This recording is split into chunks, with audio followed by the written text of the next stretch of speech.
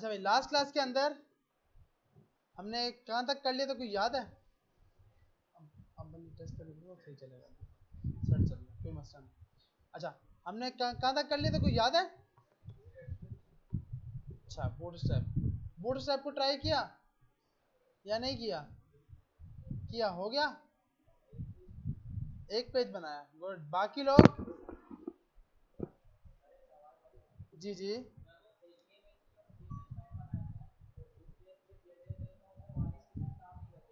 वो उसके आगे ना इम्पोर्टेंट लगाना होगा, इम्पोर्टेंट लगाओगे ना तो फिर काम काम करेगी। वो एक्सक्लेमेशन मार्क्स लगाकर फिर इम्पोर्टेंट, इस तरह करके यू करके लगाओगे ना तो फिर चल जाएगी। मतलब अगर मुझे उसका कलर आपके पास चेंज नहीं हो रहा, क्योंकि बाय डिफॉल्ट वो उसको उठाएगा, बूटस्ट्रैप की सीएसएस को, तो उसके लिए हम ये लगाते हैं कि भाई लास्ट में इम्पोर्टेंट उसकी यूआई हमारी सीएसएस चले। और कोई और किसी ने ट्राई किया या बाकी ने ट्राई नहीं किया? हो गया एक पेज, बाकी पेज ईद के बाद, बाकी पेज ईद के बाद। अच्छा, अगला टॉपिक है गिटअप। गिटअप के ऊपर सबसे पहले हम देखते हैं कि भाई अपना कोड कैसे अपलोड होगा, और दूसरा उस पर हम होस्टिंग कैसे कर सकते हैं। फायरबेस ट्राई की हो गई, गुड। यस, आपका इशू सॉल्व हुआ या नहीं हुआ? नहीं हुआ, उसको आज मिलके बैठ के सॉल्व करते हैं। अच्छा, होस्टिंग और गिटअप के ऊपर कोड अपलोड करना देखते हैं सबसे पहले। तो हम यहाँ पर आए, सबसे पहले तो आपको क्या करना है, आपने एक सॉफ्टवेयर डाउनलोड करना है जिसका नाम है गेट एचसीएम। Gate HCM. उससे पहले आपने अपना अकाउंट क्रिएट करना है गिटअप का। किसका अकाउंट क्रिएट करना है? गिटअप का। गिटअप का अकाउंट बहुत मेन होता है। मार्केट के अंदर आपकी एक प्रॉपर्टी होती है, गिटअप आपकी एक क्या है, प्रॉपर्टीज है, जिसके जरिए आपके पास आप अपनी प्रोफाइल किसी को भी दिखाते हो तो वो हर चीज व्यू कर सकता है कि आपने अपनी कोडिंग कब स्टार्ट की, किस साल कितनी रिपोस्टीज बनाई, और अब आप किस, और ऐसा कौन सा साल था जिसमें आपने बहुत ज्यादा काम किया, ऐसा कौन सा साल था जिसमें आपने बिल्कुल कम काम किया। तो आपकी हर चीज यहाँ पे गिटअप मेंटेन कर रहा होता है ईयर वाइज, कि भाई आप इस टाइम कौन से ईयर में हो और आपने कितना काम किया है, आपको कितने साल गिटअप पे हो गए हैं। उसके बाद गिटअप के ऊपर हम रिपोस्टीज बनाते हैं। गिटअप का मेन काम क्या होता है, कोड को अपलोड करना किसी भी सर्वर के ऊपर। इसके अंदर हमारे पास दो टाइप के वर्जन आते हैं, central control version, central control version, distribute central control version. इन दोनों में फर्क क्या है? आजकल रिमोटली काम करना आसान क्यों हो गया? क्योंकि आपके पास मल्टीपल चीजें आ गई। सबसे पहले हमारे पास एक ऐसा सॉफ्टवेयर आ गया, एक ऐसा टूल आ गया जिसके जरिए अब 3 लोग काम कर रहे हैं। एक बंदा इस्लामाबाद बैठ के काम कर रहा है, एक हैदराबाद और एक कराची। तीनों एक दूसरे का कोड देख सकते हैं अगर एक ही प्रोजेक्ट पे काम कर रहे हैं। अगर एक ही प्रोजेक्ट पे काम कर रहे हैं तो किसी को कहीं पर जाने की जरूरत नहीं है। डिस्ट्रीब्यूट वर्जन कंट्रोल सिस्टम में क्या होता है कि आपको उस सिस्टम में आने की जरूरत होती है। बैंक की बात करते हैं तो बैंक में क्या है, डिस्ट्रीब्यूट वर्जन कंट्रोल सिस्टम लगाए होते हैं।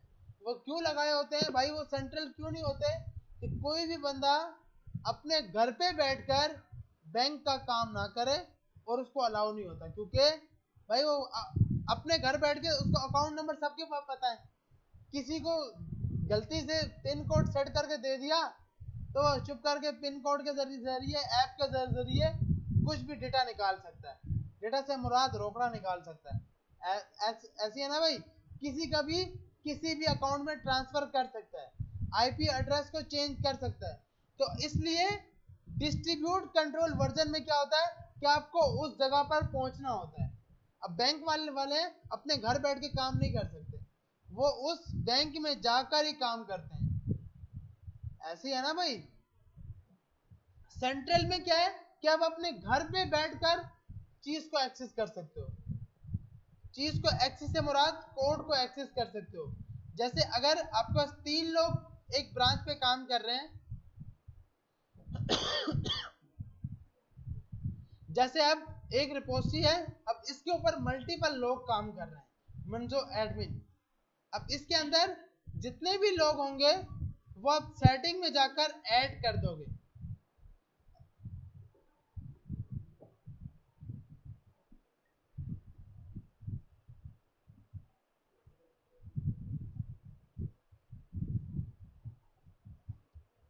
और गेटअप सबसे मेन चीज होती है, मतलब आपकी डेवलपर के लिए बहुत जरूरी होती है, तो इसलिए इसको लाजमी आपने सिक्योर रखना। अब जैसे यहाँ पे 4 लोग एक एक प्रोजेक्ट पे काम कर रहे हैं, तो आप इजीली अब इन चारों को एक जगह पे आने की जरूरत नहीं है, अपने अपने घर से बैठकर ये काम कर सकते हैं। ऐसी है ना भाई, क्योंकि चारों के पास कोड है, और इशू भी नहीं हो सकता कि भाई ये बोले कि भाई इसमें से कोई बोल दे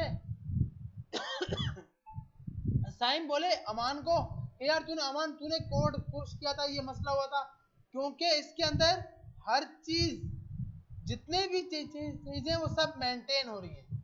मेंटेन से मुराद आप यहाँ पे जाते हो, इसकी कमेंट्स के ऊपर जितनी भी इसकी कमेंट्स होती हैं, इस पे आपने क्लिक किया तो उस बंदे का नाम आता है जिसने जो चेंज किया होता है। जैसे कोई नई चीज डाली है तो उसका यू करके दिखा रहा है कि भाई ये सब काम किसने किया है, नबील ने किया। अब इस कोड में कोई मसला आएगा तो एडमिन किसको पकड़ेगा, नबील को। एडमिन भी सिक्योर, बाकी डेवलपर भी सिक्योर। आ रही है समझ कि मतलब आप एक प्रोजेक्ट पे काम कर रहे हो एक ही ब्रांच पर, फ्रंट एंड पर। अब क्या है कि भाई आपको एडमिन ने बोला यार तू नैब बार बना, और एडमिन ने अहमद को बोला भाई तू फुटर बना, इस वेबसाइट का फुटर तू बना और नैबर तू बना। आपने नैबर बनाया, आपने बहुत जल्दी बना दिया, कोड पुश कर दिया। अहमद ने देखा भाई इतनी जल्दी कोड उसने पुश कर दिया, सब काम कर दिया, तो उसने क्या किया, आपके कोड में जाके जान के चेंजिंग कर दी, ताकि अब उसको नहीं पता था कि एडमिन हर चीज वेरीफाई करेगा कि भाई किसने कौन सा काम किया है, वो हर चीज यहाँ पर आके देख सकता है, किसने कितने मिनट पहले पुश किया है कोड। अगर हम कमेंट्स की बात करते हैं तो इस प्रोजेक्ट पे जितनी कमेंट्स हुई होंगी वो सबकी लिस्ट आएगी कि भाई ये जो काम किया था ये नबील ने किया है, ये जो सा काम किया है ये अमान ने किया है, ये वाला साइम ने किया है। अब ये सब काम साइम ने किए हैं, अमान ने जैसे क्लिक किया चेंजिंग पर तो इसने जो काम किया था वो सब आ गया कि भाई पहले ये लाइन लगी हुई थी, इसने हटा के ये लाइन लगाई है। आ रही समझ कि ये रेड का मकसद है कि वो लाइन रिमूव की गई है, ग्रीन का मकसद है वो लाइन ऐड की है। तो एडमिन हर चीज को वेरीफाई कर सकता है। जैसे इसने बेस, इससे पहले बेस यूआरएल ये था, बाद में ये हुआ तो ये भी चेंज हुआ है, तो ये साफ साफ ऊपर लिखा हुआ आ रहा है। चेंज कौन कर रहा है, अमान कर रहा है, तो एडमिन किसको पकड़ेगा, अमान के, भाई तूने मसला किया है। तो इसलिए एडमिन सिक्योर रहते हैं इस चीज के हिसाब से, और इसीलिए ऑनलाइन और रिमोटली काम इजी हो गया है। तो हमारे पास 2 टाइप के वर्जन कंट्रोल सिस्टम होते हैं, centralise version control system, distributed version control system. Centralise का मकसद कि आपको उस जगह पे आना पड़ेगा, डिस्ट्रीब्यूट का मकसद आप अपने घर से बैठकर चीजों को कर सकते हो हैंडल। तो हम डिस्ट्रीब्यूट वर्जन कंट्रोल सिस्टम की बात कर रहे हैं, जिसमें कौन आता है, सबसे पहले गिटअप, और भी बहुत सी चीजें हैं, गिट लैब ये भी है, क्या आप गिट लैब पे भी कर सकते हो, गिट बैश भी है, गिट हब भी है। अब हम किसकी बात कर रहे हैं, सिर्फ गिटअप की। तो गिटअप क्या है, डिस्ट्रीब्यूट वर्जन कंट्रोल सिस्टम।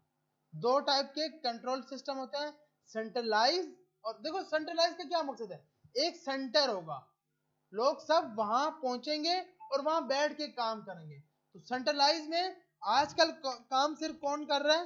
वैसे हमारी कंपनीज भी सेंट्रलाइज ही कर रही हैं। कंपनी भी अलाउ नहीं करती कि अपने घर बैठकर काम करो, वो भी आपको ऑफिस जाना होता है, तो वो भी डिस्ट्रीब्यूट में नहीं आएगा। वो काम क्या होगा? सेंट्रलाइज, कि आपको सेंटर पे पहुंचना है। डिस्ट्रीब्यूट का मकसद कि आप अपने घर बैठ के काम कर सकते हो। आ रही है समझ? तो गिटहब एक डिस्ट्रीब्यूट वर्जन कंट्रोल सिस्टम है। दो टाइप के वर्जन कंट्रोल सिस्टम होते हैं। अच्छा, उसके बाद आपको गिटहब के ऊपर अपना अकाउंट बनाना है। बहुत इजी है, सिंपल। आपने सर्च किया गिटहब,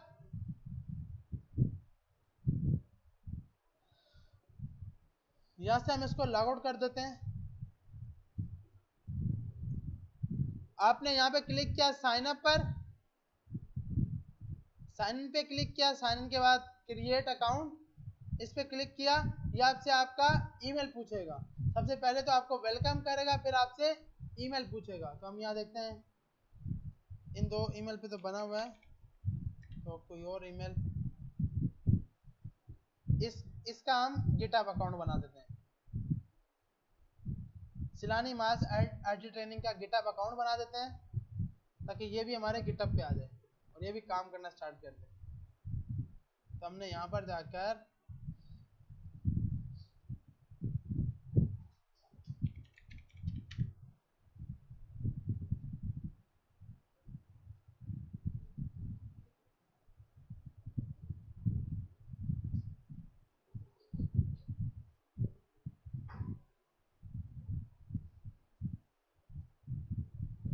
ये आपने ईमेल अपना उठा लिया,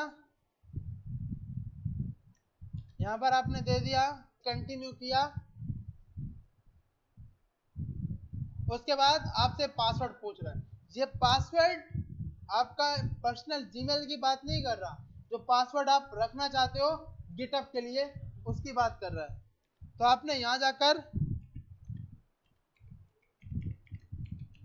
एक पासवर्ड सेट कर दिया और इसको कंटिन्यू कर दिया। शो नहीं करेंगे ना भाई, शो करेंगे तो मसला हो जाएगा। तो इसलिए आपने पासवर्ड, आपने नाम दे दिया SMIT इज नॉट अवेलेबल। इसका मकसद कि इससे पहले लोग इसको यूज कर सकें, वो इससे पहले यूज कर चुके हैं। तो आपने एक ऐसा नाम रखना है जो यूज ना कर चुके हो, SMIT HYD 786। तो ये बोल रहा है अवेलेबल है, क्योंकि इससे पहले ये लोग कोई भी यूज नहीं कर चुके। कंटिन्यू किया, कंटिन्यू पे क्लिक कर दिया, वेरीफाई करेगा आपका अकाउंट। वेरीफाई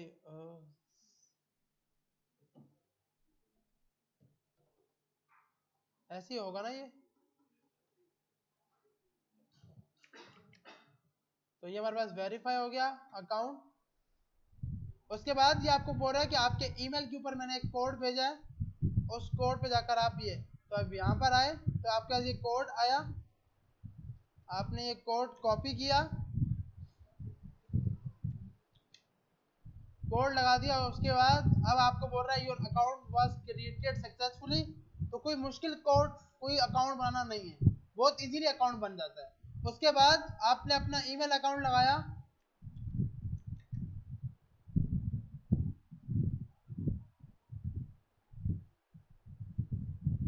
ये आपने यहाँ डाल दिया,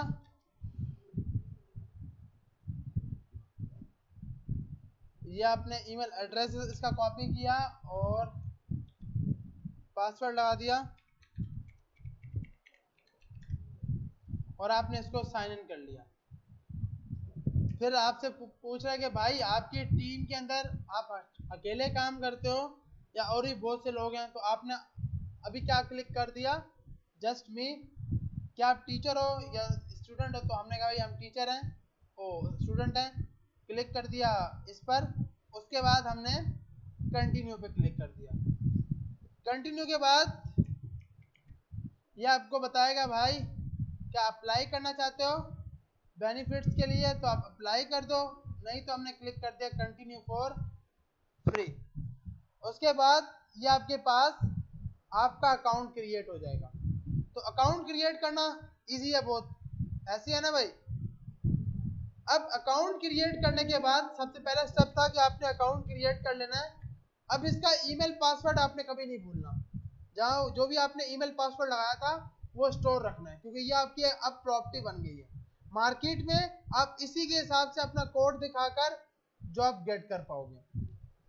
उसके बाद आपने क्या किया, यहाँ पर आकर क्रिएट रिपोजिटरी कर दी। क्या कर दिया, क्रिएट रिपोजिटरी। अब सवाल है कि भाई ये रिपोजिटरीज क्या है।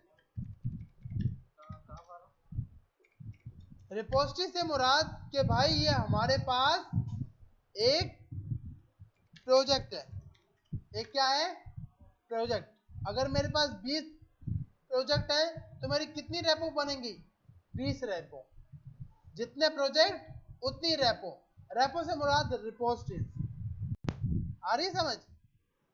हर रिपोजिटरी का अलग अलग प्रोजेक्ट होगा, हर रिपोजिटरी का अलग अलग प्रोजेक्ट होगा। हर रिपोजिटरीज के अंदर मल्टीपल ब्रांचेज होंगी।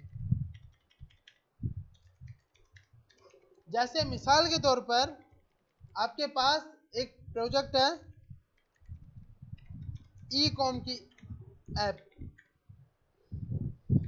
अब जब आप इसकी एक रिपोजिटरीज बनाओगे तो इसमें मल्टीपल रिपोजिटरीज के अंदर मल्टीपल ब्रांच बनेंगी। सबसे पहले फ्रंट एंड का कोड, बैक एंड का कोड, एडमिन पैनल। तो ये 3 ब्रांचेस बन गए, front end, back and, admin panel. एक प्रोजेक्ट में मल्टीपल स्टेप्स हो सकते हैं। तो आपके पास रेपो, हमारे पास एक होता है प्रोजेक्ट। उस प्रोजेक्ट में होती हैं मल्टीपल ब्रांचेस। अगर ब्रांच की एग्जांपल लें तो हमने एक ई कॉम की ऐप बना रहे हैं जिसके अंदर कौन कौन सी ब्रांच आ सकती है। फ्रंट एंड हो सकता है, बैक एंड हो सकता है, एडमिन पैनल हो सकता है, और भी आप लगा सकते हो भाई। मोबाइल ऐप भी हो सकती है, मोबाइल ऐप का फ्रंट एंड। तो ये मल्टीपल क्या होंगे हमारे पास, ब्रांचेस। लेकिन आपका प्रोजेक्ट एक ही होगा, मतलब वो सबका सब काम ई कॉम का ही होगा। उसके अंदर बैक एंड भी होगा, फ्रंट एंड भी होगा, हर चीज होगी। तो आपके पास मल्टीपल ब्रांचेस होंगी। अगर सब कुछ समझ आ गया भाई, कि हमारे पास रिपोजिटरीज होंगी। हर रिपोजिटरी का एक अलग अलग प्रोजेक्ट होगा। हर प्रोजेक्ट में मल्टीपल ब्रांचेस हो सकती हैं। हर प्रोजेक्ट में क्या हो सकती है, मल्टीपल ब्रांचेस। तो अब सबसे पहले हम रिपोजिटरीज बनाते हैं। तो हमने सिंपल यहां पर आकर क्लिक किया क्रिएट रिपोजिटरी। तो अब आपके पास यहां पर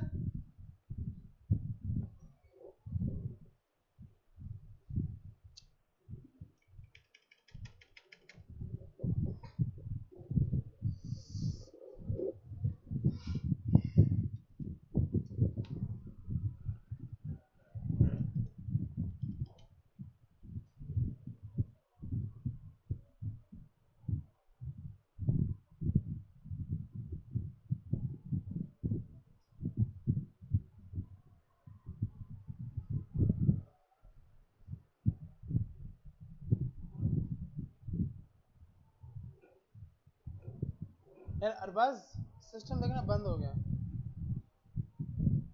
नहीं, यहां से हो ना, यहां से।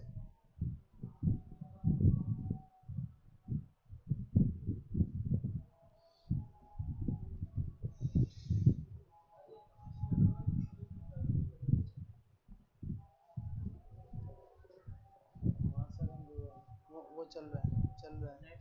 हाँ,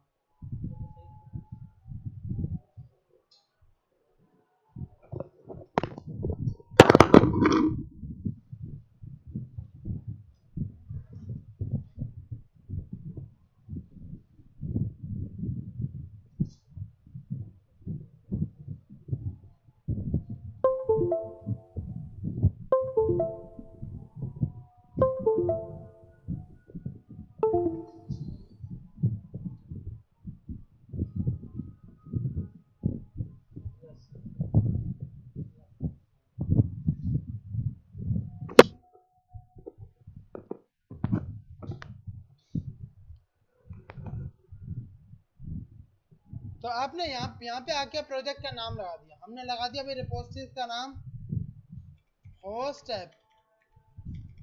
ठीक है भाई, प्रोजेक्ट का नाम क्या लगा दिया, होस्ट ऐप। अब इसके पास आपके पास दो ऑप्शन होते हैं, एक तो पब्लिक और एक प्राइवेट। एक ऐसा कोड जो आपकी अपनी पोर्टफोलियो है, आप चाहते हो कि उसका कोड कोई भी यूज ना करे, तो उसको आप क्या बनाओगे, प्राइवेट। या ऐसा जो आपके क्लाइंट है, जैसे आपका कोई प्रोजेक्ट होगा तो आप चाहोगे कि भाई बाकी कोई बंदा उसको ना देखे। अब जैसे ही मैं पेज को रिफ्रेश करूंगा, तो क्योंकि ईमेल हमारा चेंज हो चुका है, तो यहाँ पे बोलेगा भाई ये तो आपके पास रिपोजिटरी का एक्सेस ही नहीं है। आ रही समझ? क्यों कि आपने अगर वो प्राइवेट बनाया होगा तो सिर्फ जिन लोगों को ऐड किया होगा सिर्फ वो देख सकते हैं। अगर वो पब्लिक होगा तो इसका क्या मकसद है कि सब बंदे देख सकते हैं। उसके बाद आपने यहाँ पे आगे क्लिक कर दिया क्रिएट रिपोजिटरी।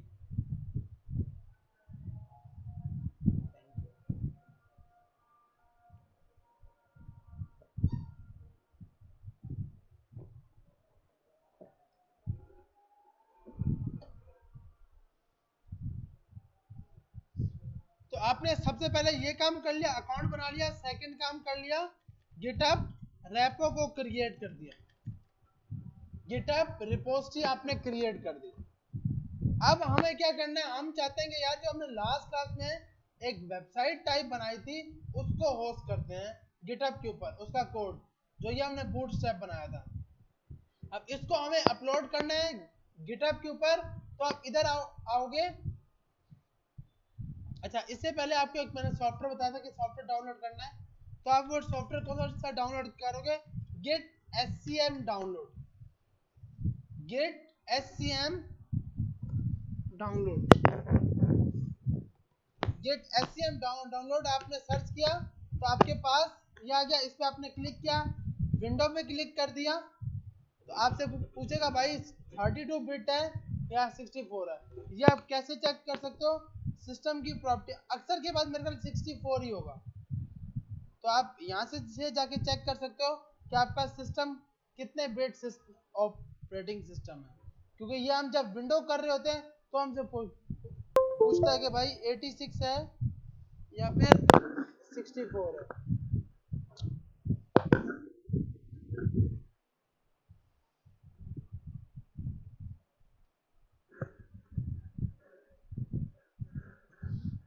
अच्छा, उसके बाद हमारे पास, तो हमने ये एक सिंपल सॉफ्टवेयर डाउनलोड कर लेना है और नेक्स्ट नेक्स्ट नेक्स्ट नेक्स्ट करते जाना है। ये जो सॉफ्टवेयर लिखा गया है गिट SCM, ये लिनक्स के ऊपर लिखा गया है। मतलब इसको जब सिंपल बनाया गया था तो लिनक्स के ऊपर बनाया गया था, इसका अपना ऑपरेटिंग सिस्टम लिनक्स है। इसको हम लिनक्स क्यों बोल रहा हूँ, क्योंकि आप देखो गेट बैश हेयर पे अब जब आप इससे पहले आपके पास ये दो ऑप्शन नहीं आएंगे, गेट SCM वाला और दूसरे वाला।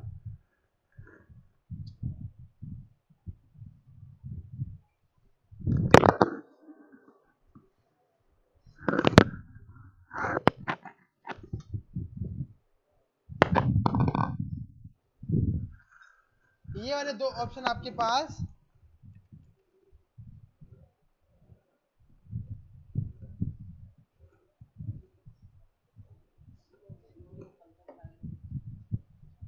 ये वाले दो option, open Git GUI here, open Git bash here, ये दोनों के दोनों ऑप्शन तभी आएंगे जब आप गेट SCM को डाउनलोड करोगे। कौन सा सॉफ्टवेयर, गेट SCM। सिंपल कुछ भी नहीं है, उसको डाउनलोड करना है और इंस्टॉल करना है। हम क्या कर लेते हैं, हम एक बार इंस्टॉल करके देख लेते हैं। ऐसे है बहुत इजी, कोई मुश्किल नहीं है। तो सबसे पहले हम कंट्रोल पैनल में जाकर इसको डिलीट कर देते हैं। यहाँ गए प्रोग्राम्स और अनइंस्टॉल प्रोग्राम, गेट पे आप यहाँ गए, डिलीट कर दिया आपने।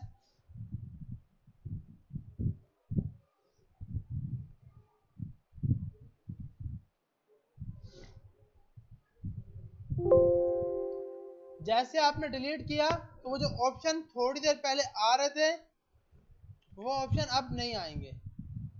आपने जैसे ही राइट क्लिक किया तो वो जो ऑप्शन पहले आ रहे थे अब वो ऑप्शन नहीं आ रहे, तो वो सिर्फ इसलिए आ रहे थे कि आपने गेट एससीएम अपने सिस्टम में किया हुआ है। अब हम यहाँ के हमारा सिस्टम 64 है, 64 पे क्लिक किया, क्लिक करने के बाद आपके पास एक फाइल डाउनलोड हो गई, हाँ पोर्टेबल वाला,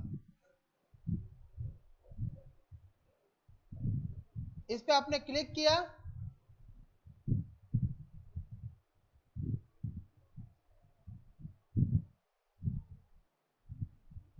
आई थिंक पोर्टेबल वाला नहीं करना ना, सेटअप करना, सॉरी,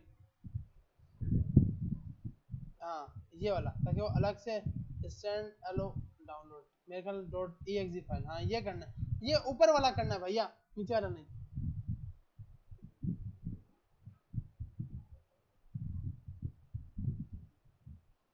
तो हम यहाँ पर आए, 64 पे क्लिक कर दिया, तो हमारे पास ये डाउनलोड हो गया, और उसके बाद हमने इस पर डबल क्लिक किया,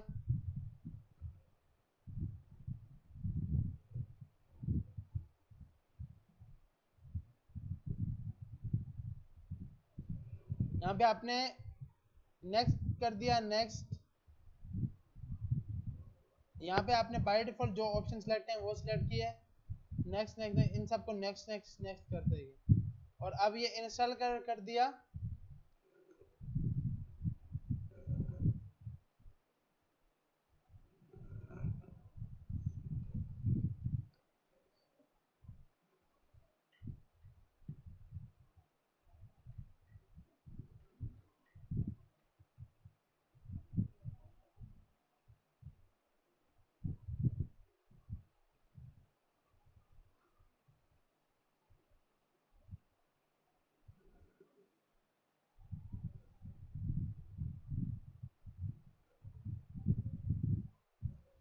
तो अब जब ये सही करके इंस्टॉल हो जाएगा, ये फिर से ऑप्शन लेके आ जाएगा, सही है भाई।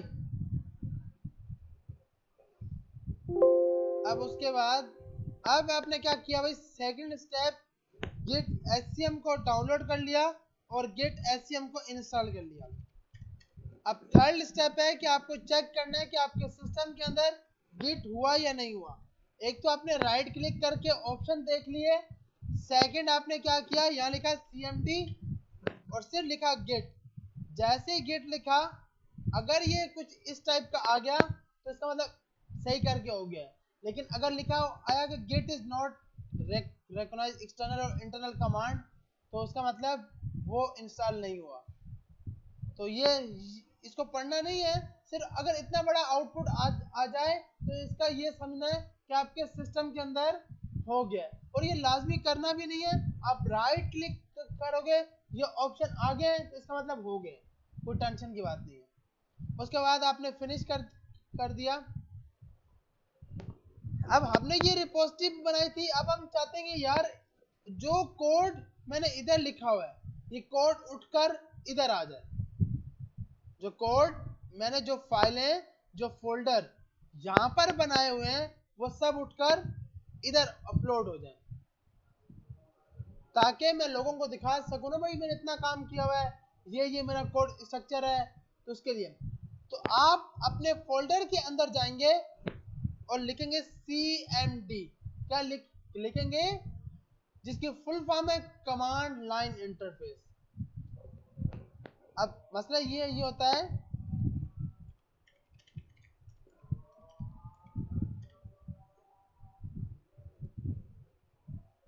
इसकी बाय डिफॉल्ट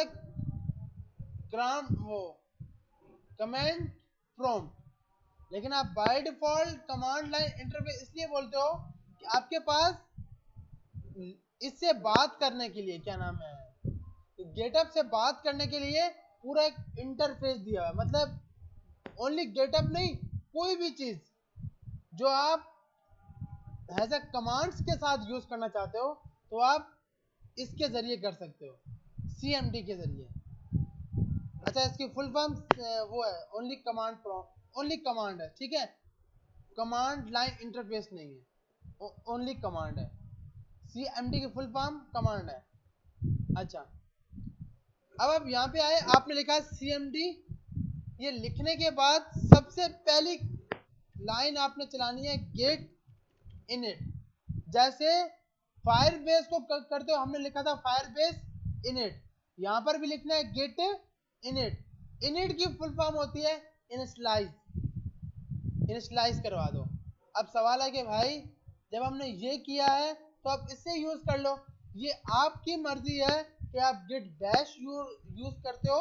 तीन ऑप्शन है, एक आपके पास सीएमडी के जरिए, सीएमडी पे करोगे तो only black and white show होगा, मतलब इस तरह करके। लेकिन गिट बैश हियर पे करोगे, क्योंकि ये लिनक्स पे बना हुआ है तो लिनक्स की थोड़ी सी स्टाइलिंग अच्छी होती है बनिस्बत इसके।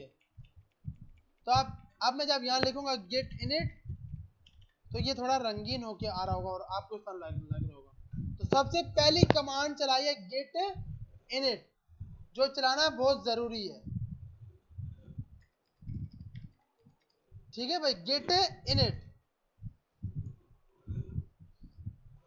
उसके बाद आपके पास दूसरी कमांड आती है गेट स्टेटस। कौन सी? Git status. गेट इनिट की फुल फॉर्म होती है गेट को इनिशियलाइज करवा दो। गेट स्टेटस का मकसद, गेट स्टेटस का मकसद है कि ये चेक करो कि इसमें कितनी फाइलें हैं, कितनी फाइलें ट्रैक हो रही हैं, कितनी फाइलें अनट्रैक है। ये ट्रैक और अनट्रैक का मकसद वो ट्रैक वाला नहीं है तो ट्रैक पे लोड है या नहीं है, ये इसका मकसद ये है कि आपके पास कितनी फाइलें हैं जिनका एक्सेस गिटहब के पास है और कितनी फाइलें जिनका गिटहब के पास एक्सेस नहीं है। तो आपके पास हिडन फाइल, एक फाइल होती है डॉट गेट की, वो आप शो कैसे होगी? व्यू में जाओगे, हिडन पे क्लिक करोगे तो इससे पहले ये फाइल नहीं थी, अब ये फाइल आई है।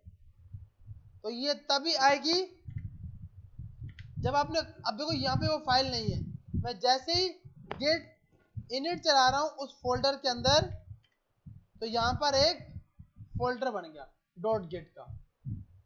सही है भाई? तो सबसे पहली कमांड ये चला ली। अब हमने दूसरी कमांड चलानी है, इसमें सिंपल करते हैं ताकि थोड़ा रंगीन लगे और समझ आ रहा हो, क्योंकि रंगीन चीज जल्दी समझ आ जाती है ब्लैक एंड व्हाइट से। अच्छा, तो यहाँ पर आपके पास क्या है? गेट स्टेटस लिखने से ये बोल रहा है कि भाई मेरे पास दो फाइलें हैं जिनको मैं अभी तक अनट्रैक कर रहा हूँ। मेरे फोल्डर के साथ दो अलग फाइलें पड़ी हैं, लेकिन मैं उनको जानता नहीं हूँ। क्यों नहीं जानता? क्योंकि इसको अभी तक एक्सेस नहीं दिया हुआ। इसका फायदा क्या होता है? मिसाल के तौर पर आप रिमोटली वर्क कर रहे हो और आपको आपके जो ओनर है या जो भी आपको प्रोजेक्ट मैनेजर है उसने आपको फुटर बोला था और आपको पता है कि फुटर के बाद वो स्लाइडर में ये चीज चेंज करने का बोलेगा, तो आपने क्या किया? रात को ही फुटर का भी काम कर दिया, सुबह सुबह से पहले स्लाइडर का भी काम कर दिया, क्योंकि आपको पता है कि भाई ईद आने वाली है और फिर मुझे वो कुर्बानी भी लेने जाना है और ये सब कुछ करना है, तो आपने रात को ही काम करके रख दिया। अब मसला ये है कि मैं अगर दोनों के दोनों काम एक साथ पुश कर दूंगा गिटहब पे तो प्रोजेक्ट मैनेजर को तो पता लग जाएगा कि ये काम हो गया है, वो आपको नया काम असाइन कर देगा कि भाई क्योंकि सुबह तू तो फिर कुछ भी नहीं कर रहा, लेकिन रात को तो आपने इसलिए किया था कि मैं सुबह कुछ भी काम नहीं करूंगा। तो आप one by one file add करोगे, one by one file add करोगे। ये अब थोड़ी बात ऊपर से गई होगी, ये क्या बात कर दी? File add. फाइल ऐड का मकसद क्या? आप गिटहब को एक्सेस दोगे कि ये फाइल आप लेके जाओ, बाकी फाइल मत लेके जाओ। तो उसके लिए हम एक कमांड चलाते हैं गेट इनिट के बाद गेट स्टेटस से चलाया, उसके बाद गेट ऐड। अगर मुझे सबकी सब फाइलें डालनी है तो मैं डालूंगा गेट ऐड स्पेस डॉट। अगर मैं चाहता हूं कि मेरे फोल्डर में 30 फाइलें हैं, 20 फोल्डर हैं, सब अपलोड हो जाए, तो मैं क्या डालूंगा? Git add dot. इसका ये मकसद है कि जितनी भी फाइलें सब अपलोड कर दो।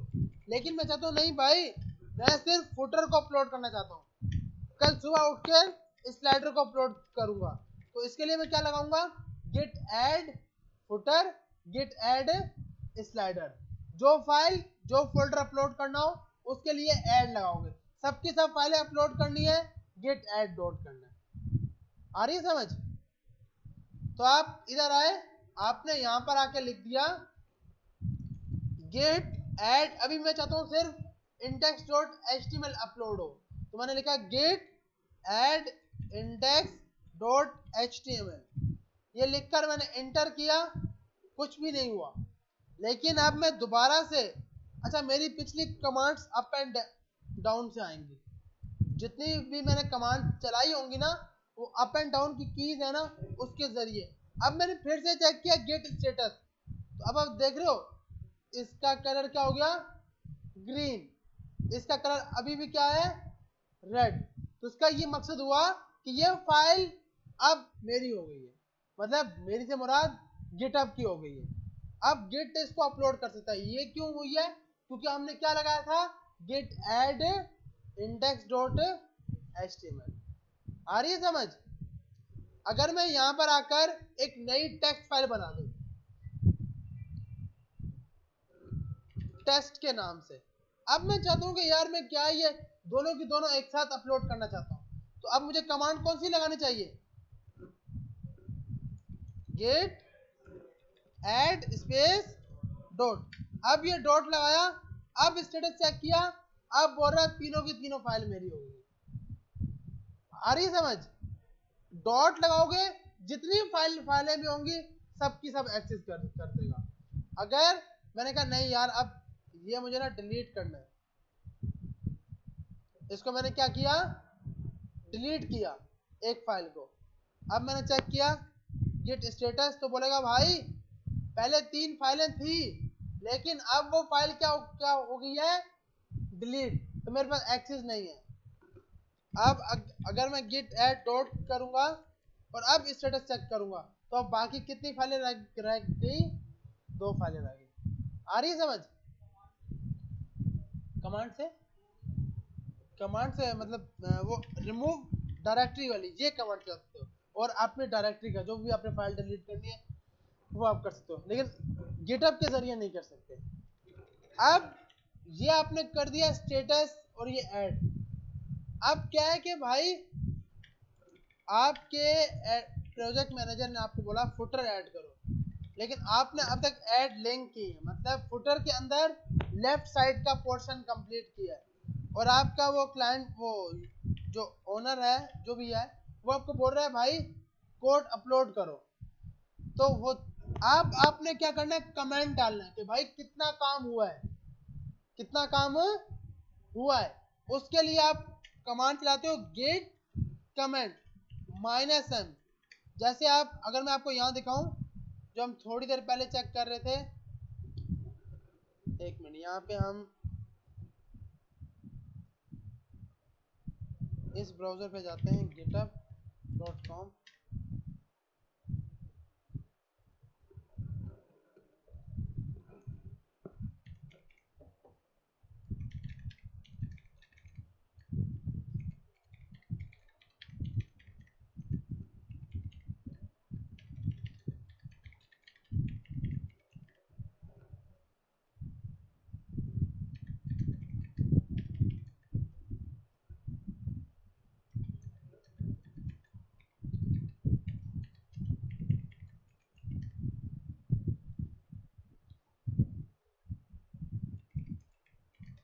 अच्छा भाई, अब हम बात कर रहे थे कमेंट की ना, तो भाई ये कमेंट क्या है, अब आप देख रहे हो यहाँ पे मल्टीपल ब्रांचेस बनी हुई है। अब मल्टीपल ब्रांचेस क्यों है, एक बनाई गई थी मेन की, एक बनाई गई है क्लाइंट चेंजिंग न्यू, तो जो क्लाइंट ने चेंजिंग आई थी वो, एक है डेव 1.0.0 जो प्ले स्टोर पे अब ऐप अपलोड की गई है उसका वर्जन के साथ जो कोड बना, जिम्स्टा बीटा जो इसकी स्टेजिंग के लिए, मतलब जो हमने बीटा, क्योंकि आप जब भी कोई भी कंपनी में काम करते हैं तो आपके 2 टाइप के डेवलपर होते हैं, अल्फा और बीटा। अल्फा का मकसद ओनली डिजाइन बनाना, बीटा का मकसद उस डिजाइन के अंदर इंटीग्रेशन करना। आ रही समझ? तो ये आपका, और एक और ब्रांच है स्टेजिंग ब्रांच। अब मैंने कहा कि यार मुझे क्लाइंट चेंजिंग ना, क्योंकि क्लाइंट तो आपको हर रोज कुछ नया नया बोल रहा होगा। अब आपने यहाँ पर यहाँ पे चेक की भाई कमेंट्स, तो आप यहाँ पे जाके देखोगे भाई क्लाइंट ने सबसे पहले अपडेट चैट का बोला था, फिर क्लाइंट ने रिपोर्ट के वर्क में कुछ बोला है, फिर क्लाइंट ने बोला कि भाई जो मेरी स्ट्रिंग है ना उसको चेंज करो, फिर क्लाइंट ने बोला ड्रॉप डाउन कलर चेंज करो। अब क्लाइंट ने बोला जो ड्रॉप डाउन पहले थे ना वो बिल्कुल सही थे, जो कोड आपने पहले किया था वो बहुत अच्छा था, अब वाला खराब है। अब कंपनी क्या करेगी, इसका कोड उठाएगी। अब आप देखो, इस पे आप क्लिक कर रहे हो तो ये कोड आएगा जो सबसे अपडेटेड वाला है, जो 3 वीक पहले हुआ है काम। लेकिन अगर क्लाइंट ने बोला भाई मुझे ये काम आपका बहुत अच्छा लगा, तो आप जब इस पे क्लिक करोगे तो ये आपको आपके कोड से लास्ट स्टेप पे लेके चला गया। देखो यहाँ पे 3 वीक अगो, यहाँ पे 3 वीक 2 बार लिखा हुआ था, 3 वीक अगो 2 बार लिखा हुआ था। अब क्या है कि भाई जो काम इस ब्रांच के ऊपर हुआ था वो उठा के ले आएगा। तो कमेंट का फायदा ये होता है ताकि आपको याद रहे कि भाई आपने किस टाइम कौन सा काम किया था। अब जैसे ये new fixer video and search user, हमने चेंजिंग की थी कि वीडियो में मसला था और सर्च यूजर में मसला था। Term and condition and privacy policy का यूरल अपडेट किया था। तो मतलब ये दिखाने का मकसद कि कमेंट का मकसद वो मैसेज जो आपने काम किया है, जो आपने काम किया है उसका मैसेज देने के लिए हम एक कमांड यूज करते हैं, गेट कमेंट -m स्ट्रिंग के अंदर आपका मैसेज जो आप लिखना चाहो। आ रही है समझ? अब ये गेट तो वही का वही, कमेंट का मतलब मैसेज को लिखो। ये m क्या है, m फ्लैग है। इस फ्लैग की हेल्प से जो यहाँ हम लिखेंगे वो उस गेट का कमेंट बन जाएगा। तो अगर ये हम -m नहीं लगाएंगे तो कमेंट नहीं कर पाएगा, क्योंकि फ्लैग का होना बहुत जरूरी है। फ्लैग का वो झंडा, पाकिस्तानी झंडे की बात नहीं हो रही, ये फ्लैग का मकसद जो अपने कोडिंग के पास फ्लैग होते हैं उसकी बात हो रही है। सही है भाई? अब आपने यहां पर आकर, ऊपर से तो नहीं ना जा रही, ऐसा कोई जो बिल्कुल टेंशन में हो गई यार क्या चल रहा है, आ रही है ना समझ? जो जो चीज ऊपर से जा रही है या तो पूछो, अगर नहीं ना समझ आ रही तो आप ये समझो कि भाई आप खुद कोड पुश करोगे ना 2 से 3 बार, ये सब याद हो जाएगा। ये रट्टे मारने की जरूरत ही नहीं है, 2 से 3 बार कोड पुश किया सब याद हो जाएगा, फिर तो आप भूलोगे नहीं किए। और फिर काम यही है, मसला क्या है कि हर चीज को बताते बताते टाइम लग रहा होता है, लेकिन इजी है सब कुछ, टेंशन नहीं लेनी। अब अगला हमने लिखा Git comment -m first time code push. सही है भाई? हमने एक मैसेज दे दिया Git comment -m first time code push, कि भाई हम कोड हमने पहली बार गिटहब पे अपलोड किया है। अब उसके बाद अभी तक हमने इसको ये नहीं बताया कि आपने कहां पर जाके कोड डालना है, क्योंकि उसको तो लिंक बतानी है ना, क्योंकि 6 से 7 रिपोजिटरीज हैं, कहां पर जाके कोड अपलोड करना है आपने। तो आपने क्या करना है, ये लिंक उठानी है, जो आपकी रिपोजिटरी की लिंक आई थी ना, वो लिंक उठाकर आप एक नई कमांड आपने लगानी है, गिट। अब आप बोल रहे हो गए फायरबेस इजी था, जो फायरबेस में गिट इनिट करना है, फायरबेस डिप्लॉय करना है, काम ही खत्म।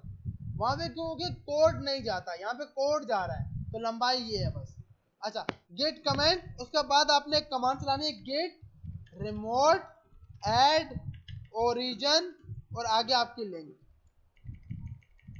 आपने सिंपल ये वाली कमांड चलाई, गेट रिमोट ऐड ओरिजिन, और आगे आपका जो भी जहां पे आपने कोड पुश करना है वो link.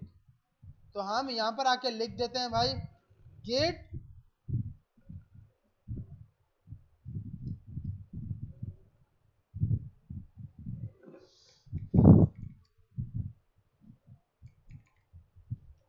Gate remote add origin, और ओरिजिन के बाद कंट्रोल वी। कंट्रोल वी से ये कभी पेस्ट नहीं होता, क्योंकि लिनक्स है, लिनक्स के लिए कमांड है control shift plus insert, control we उसमें चलती है। तो आपने कोई भी लाइन पेस्ट करनी है तो आपने राइट क्लिक किया और पेस्ट पे क्लिक किया। पेस्ट करने के बाद ये आप देख रहे हो एक्स्ट्रा ये लग गई है, इस सबको रिमूव करना है, ये भी आपने हटा दिया। सिर्फ लिंक याद रखनी है। अब लिंक तो पता है ना स्टार्ट कहाँ से होती है, HTTP से। एक्स्ट्रा उसके बीच में जो भी आ रहा है वो सब हटा दोगे, ये मत हटा देना, ये लगाना जरूरी है। गेट रिमोट एड ओरिजिन ये लगा होगा, उसके बाद आप अपने लिंक दोगे। लिंक देने के बाद आपने एंटर कर दिया, ये अब दोनों आपस में कनेक्ट हो गए। अब इसको पता है कि अब जो कोड पुश होगा वो मुझे इस जगह पे जाके अपलोड करना है। इससे पहले इसको नहीं पता था कोड कहाँ अपलोड करना है। सही है भाई। उसके बाद सबसे आखिरी command Git push -u origin और ब्रांच का नाम। अब सवाल है कि भाई ब्रांच तो हमने बनाई नहीं है। अब बाय डिफॉल्ट ब्रांच चेक करने के लिए कमांड होती है गेट ब्रांच। इससे आपको बाय डिफॉल्ट जो भी ब्रांच होगी वो नजर आ गई। अभी हम कौन सी ब्रांच है हमारी, मास्टर। तो अब जो कमांड हम बनाएंगे वो क्या बननी चाहिए, git push -u origin master. आ रही है समझ। गेट पुश मतलब ब्रांच का नाम है ना, वो अपने ब्रांच का नाम लगा देना। ब्रांच को चेक कैसे करना है, गेट ब्रांच लिखकर।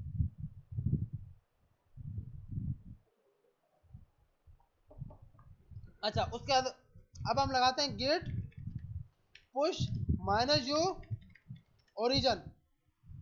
एक चीज याद रखिएगा, जब लोकल से अक्सर ये इंटरव्यू पे सवाल करते हैं, लोकल से अगर इंटरनेट पर कोई कोड पुश करना है तो कमांड चलेगी पुश की, इंटरनेट से लोकल पे पुश करनी है तो कमांड चलेगी पुल की।